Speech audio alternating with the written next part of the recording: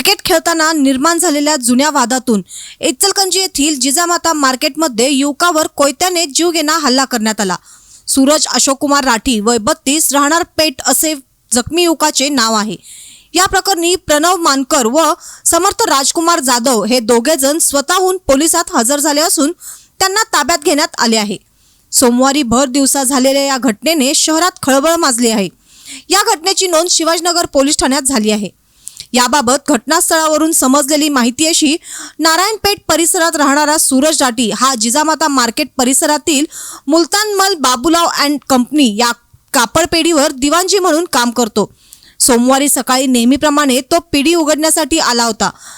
पेढीचे shutter उघडत असतानाच पाठीमागून दोघांनी त्याच्यावर अचानकपणे कोयत्याने हल्ला केला। लाथा मारत सूरजला खाली पाडले आणि कोयत्याने डोक्यावर वार केला।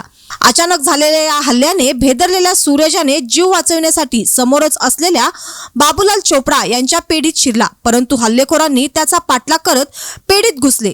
त्या ठिकाणी त्याच्यावर पुन्हा कोयत्याने वार केले।